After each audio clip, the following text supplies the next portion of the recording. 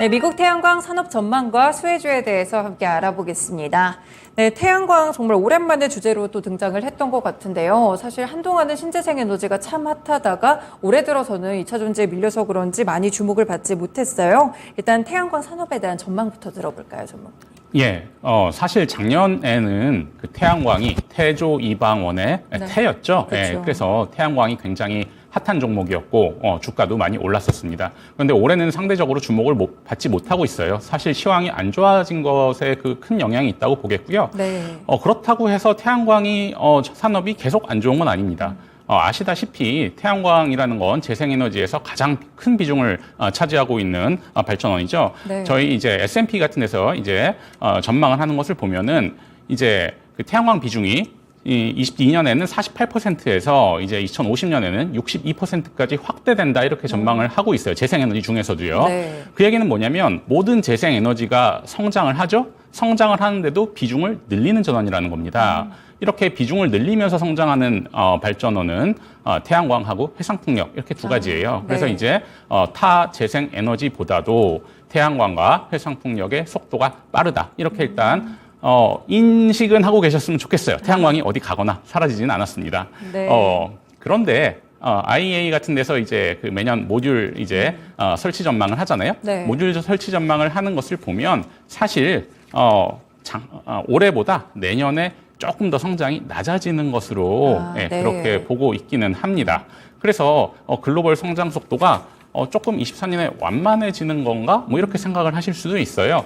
그래서 오늘은 전반적으로 태양광 시장 전망, 특히 돈을 벌기 위해서는 미국 시장을 봐야 됩니다. 그렇죠. 그래서 이제 미국 시장에서 시장 규모가 어떻게 되고 있는지 그것에 대해서 좀 살펴보도록 하겠습니다. 네, 알겠습니다. 지금 보니까요, 태양광 비중이 예. 굉장히 좀 클 것으로 전망이 되고 있기도 하고, 보니까 말씀 주신 대로 해상풍력이랑 태양광 쪽만 조금 더 이렇게 증가를 한다고 보이고 있네요. 이 유쌍풍력 쪽은 좀 다르게 보면 될까요, 저희가? 이 규모 자체로 보면 다 성장하는 거예요. 왜냐면 이 100% 그래요? 자체가 네. 현재 이제 2,000기가 그러네요. 용량에서 14,000기가 용량까지 올라가기 때문에 시장 규모로 보면 다 올라간다. 그런데 이제 그 시장 안에서 세부 섹터에서 어느 게 빨리 올라가느냐 하면은 이제 태양광 그리고 태양광과 해상풍력을 봐야 해상풍력. 된다라고 말씀을 드립니다. 네, 알겠습니다. 그럼 저희가 이제 말씀 주신 대로 미국의 태양광 시장부터 좀 볼게요. 예. 사실 뭐 재작년부터 올해까지, 작년부터 올해까지를 좀 보면서 어떻게 좀 흘러갔는지를 보고 싶은데 어떤 이슈들이 있었을까요? 예, 사실 전 세계의 태양광 시장은 항상 공급 과잉이었어요. 모듈이 네. 공급 과잉이고 그렇기 때문에 이제 나온 얘기가 태양광 모듈 사업은 아무리 해도 돈을 못 번다라는 얘기가 나왔었죠. 그런데 지금 시장을 보면은 상당히 이원화되어 있습니다. 네. 미국 시장 같은 경우에는 모듈 가격이 상당히 비싸요. 이 얘기는 이제 미국의 무역 장벽이 있기 때문이고 네. 그 외 유럽이나 중국 같은 경우에는 가격이 상당히 낮게 형성이 되어 있죠. 그래서 우리나라 업체들, 그 다음에 주식 투자 많이 하시는 우리나라 업체들, 그 다음에 미국의 태양광 업체들, 물론 중국 업체들도 있습니다만 중국 업체들, 이 세 업체들의 역학 관계를 보면서 어디가 이제 핵심적인 격전지가 되느냐? 그럼 바로 미국 시장인 것이죠. 네. 예. 그러면 22년에 어떤 일이 있었는지 한번 보시죠. 차트를 보여주시면요. 일단 왼쪽 차트를 보시면 설치량인데 설치량 자체가 22년도에는 감소한 걸 볼 수가 있어요. 그렇네요. 네. 태양광 매년 성장하는 거 아니야? 라고 생각하실 수도 있는데 22년도에는 감소를 했었고 23년도에는 증가 추세로 다시 돌아왔습니다. 어떤 일이 있었냐면요. 22년도에는 위구르 강제노동금지법이라는 네. 법안이 통과가 됐죠. 이 법안이 통과가 되면서 미국 정부에서는 신장 위구르 지역에서 생산되는 면화라든가 폴리실리콘이라든가 하는 이제 강제 노역을 통해서 생산한 것으로 간주되는 물품에 대해서는 물품과 그 물품을 이용해서 만든 제품에 대해서는 미국 반입을 금지했습니다. 네. 그래서 이제 미국의 세관에서 통관을 기다리고 있던 중국산 모듈들이 대거 억류가 됐죠. 네.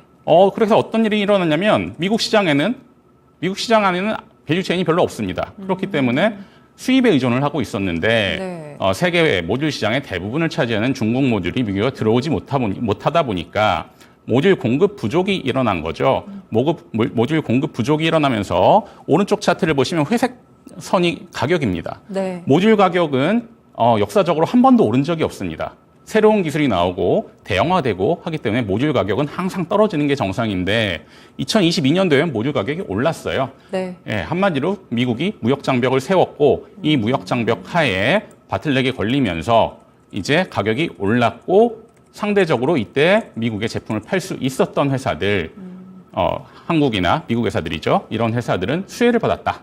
반면에 중국 회사들에게는 안 좋은 소식이었겠죠. 네. 미국의 모듈이 못 들어가니까요. 그런 상황이었습니다. 그런데 올해는 또 가격이 떨어졌어요. 네. 올해 어떤 일이 생겼냐면요. 법안 자체는 사실 바뀐 게 없습니다. 여전히 신장 위구르 지역에서 생산한 미국으로 들여오면 안 돼요. 그런데 이제 미국 내부에서 태양광 설치하는 사람들의 원성이 높아지기 시작한 겁니다. 모듈이 없어지니까 내가 설치를 못해요. 이건 바이든 행정부에서 추구하는 넷제로 이런 목표에 달성에 많은 위협이 돼요. 이런 목소리가 나오기 시작했던 거죠. 그래서 어쩔 수 없이 미국 정부는 모듈 반입을 허락을 합니다. 이거는 그냥 정책적인 유연성을 발휘했다라고 볼 수가 없는 부분이에요. 네. 법안은 다 그대로거든요. 예. 그러면서 올해는 모듈이 다시 시장에 풀렸고 이러다 보니까 가격이 떨어졌고 이러다 보니까 상대적으로 작년만큼 모듈 회사들이 국내 모듈 회사나 미국 모듈 회사들이 돈을 못 벌고 있는 거죠. 네, 그렇군요. 일단 모듈 가격이 약간씩 좀 변화가 있었던 상황에 대해서 모듈 공급과 더불어서 미중 갈등의 요소들까지 함께 짚어봤는데요. 그러면 말씀 주신 대로 미국의 태양광 중장기적으로 이제 봤을 때 설치 시장의 규모라든지 성장성이 또 궁금해지네요. 예, 한 중기 정도, 한 5년 정도에서 전망을 보겠습니다. 네. 주요 전망 기관, 그러니까 뭐 우드맥이라든가 S&P라든가 하는 기관들이죠. 이런 기관에서는 중장기적으로 미국의 태양광 설치 성장률이 한 연 8% 정도는 될 거다. 네. IRA 효과도 있기 때문에 견조하게 올라갈 거다. 이렇게 전망을 하고 있고요. 실제로 EIA에서 태양광을 개발하고 있는 이 조사는 사실 샘플 조사이기 때문에 전수 조사는 아닙니다. 그렇지만 이 오른쪽 차트를 보시면 태양광을 개발하고 있는 물량은 계속 증가를 하고 있어요. IRA 효과가 나타나고 있는 것이죠. 그런데 제가 좀 흥미로운 것은 많은 사람들이 이렇게 또 생각하지 않습니까? 대규모 자본 투자가 들어가는 이런 사업은 고금리 상황 하에서 좀 어렵지 않나. 네. 실질적으로 그런 영향도 있습니다. 그래서 이제 다음 차트를 한번 띄워주시면요. 개발 활동이 이제 보통 이제 올해가 23년이잖아요. 그럼 24년에 설치할 대규모 태양광 발전소 같은 것들은 이미 착공한 게 많아요. 네. 그렇기 때문에 내년도 전망은 아마 전망한 대로 설치가 된다 보시면 되겠는데 25년이죠. 지금 개발하고 있는 것들. 25년에 준공할 물량들을 제가 살펴봤더니 물론 샘플 조사라서 정확히 단언할 수는 없습니다만 현재 개발하고 있는 25년 준공 물량이 줄었어요. 작년보다. 네. 작년보다 줄었고 오른쪽 차트 보시면 단계별로도 초기 단계 프로젝트들이 더 많고 뒷단계 프로젝트들은 좀 없다는 거죠. 그래서 전체적인 시장은 좋은데 약간 부정적인 움직임이 관찰되기 때문에 수요단에서 이러한 점이 있다라는 것은 조금 생각을 하셔야 된다라고 말씀을 드리고 싶습니다. 네, 그렇군요. 고금리와 인플레이션이 또 발목을 잡을 수 있다라는 말씀을 주셨는데 최근에 근데 또 상황들을 보면 고금리에 대한 부담감이 조금씩 덜어지고는 있잖아요. 맞습니다. 이 산업에 대해서 좀 반영이 되려면 시차가 좀 존재할 것 같은데 어느 정도의 변화가 좀 일어날까요? 사실 그런 이제 어제 이제 그냥 한 이틀 전부터 네. 이제 CPI가 생각보다 낮게 나오면서 이제 태양광에 대한 이런 수요 우려들이 좀 사라지는 거 아니냐 생각하면서 이제 주가도 좀 반등하는 모습을 보였죠. 실제로 이런 효과들이 산업에 반영이 되려면 금리 인하가 되는 모습이 나와야 되겠죠. 네. 지금은 이제 아직은 이제 센티먼트적인 측면이 강하다고 보고요. 네. 실질적으로 금리가 내려가고 그런 다음에 이제 디벨로퍼들이 향후에 시장에 대해서 확신을 가지고 돈을 투입해서 개발 물량을 늘린다 그러면 수요에 대한 우려도 불식될 수 있다. 이렇게 보고 있습니다. 네, 금리 인하가 좀 가시화된다면 태양광 시장도 조금 녹듯이 풀리지 않을까 이런 기대감들이 있는데요. 그러면 태양광 시장도 조금 더 자세하게 나눠보겠습니다. 주택용 태양광 시장이 있고 또 어떤 식으로 보통 구분을 하나요? 발전용과 주택용 이렇게 구분을 하죠. 네. 주택용을 따로 보는 이유는 미국 주식 혹시 투자하시는 분들이 있으면 미국 주택용 태양광 시장에 투자하시는 분들이 좀 있습니다. 썬런이라든가 네. 이제 설치 업체죠. 아니면 이제 엠페이즈라든가 이런 이제 인버터 업체 이런 이제 별도의 시장 구성을 가지고 이쪽에 또 투자하시는 분들이 있어요. 그렇기 때문에 주택용 태양광을 따로 보고요. 네. 실제로 또 주택용 태양광이 굉장히 수익성이 높은 사업입니다. 그렇기 그렇군요. 때문에 발전용 대규모 태양광, 그 다음에 분산형 이제 주택용 태양광 이렇게 따로 구분을 하고 있습니다. 네, 주택용 태양광 시장 좀 알려주시죠. 주택용 태양광에 대해서 말씀을 드리면요. 주택용 태양, 미국 주택용 태양광은 사실 미국에서 보면 캘리포니아가 제일 큰 시장이에요. 캘리포니아가 가보시면 이제 사막이고, 그다음에 전기요금이 비싸요. 가정용 전기요금이 비싸다 보니까 이제 지붕 위에 태양광을 놓고 이제 그걸 내가 쓰면 일반 유틸리티 전력회사에서 전기를 받아서 쓰는 것보다 훨씬 싸게 쓸 수 있는 거죠. 네. 예. 그랬는데 여기 한 가지 맹점이 있습니다.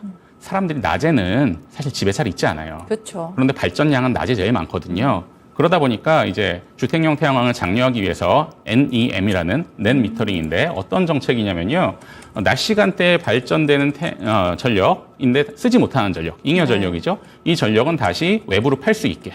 그리고 그 팔 때 가격을 도매 전력 가격은 소매 전력 가격 대비 훨씬 싸거든요. 네. 그런데 이제 소매 전력 가격에 준하는 가격으로 비싸게 사주는 그런 정책을 여태까지 해왔던 게 캘리포니아 시장입니다. 그런데 이번에 정책이 변화가 되면서 네. 그 낮 시간대에 남는 전기를 되파는 걸 가격을 확 낮췄어요. 네, 그러면서 이제 그러면 소비자 입장에서는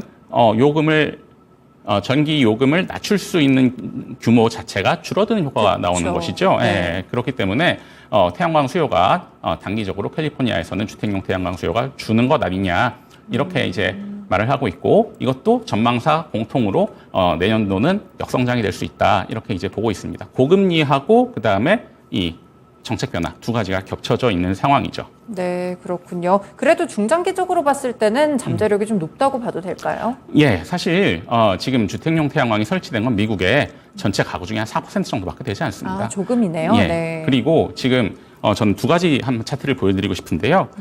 미국의 태양광 설치비를 한번 보여주시면 지금 오른쪽 차트의 제일 왼쪽에 있는 게 이제 유틸리티 스케일이라고 발전용 이제 태양광이고요. 네. 제일 오른쪽 끝에 있는 게 레지덴셜이라고 되는 게 주택용 태양광이에요. 주택용 태양광이 발전용 태양광보다 한 3배 이상 설치비가 비쌉니다. 네. 그런데 이제 비싼 설치비 중에 50%는 사실 마케팅이라든가 영업이라든가 이런 데 쓰는 비용인 거예요. 네. 그러면 이제 어떻게 해석을 하실 수가 있냐면 전기요금은 앞으로 계속 올라갈 겁니다. 지금 이제 특히 캘리포니아 같은 데서는 전기요금을 올리겠다는 얘기가 계속 나오고 있어요. 전기요금은 올라가는데 사업자들은 비용을 줄일 요소들은 많기 때문에 중장기적으로 여건이 안 좋아지더라도 조금씩 개선을 할 거다.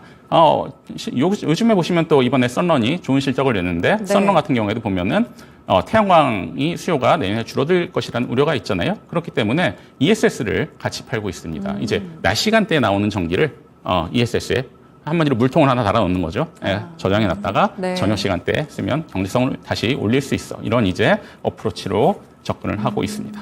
네, 단기적으로 조금 역성장이 전망되는 부분을 또 ESS 솔루션을 통해서 함께 대응하는 그런 모습들이 있다는 점 체크를 해보실 수 있겠는데요.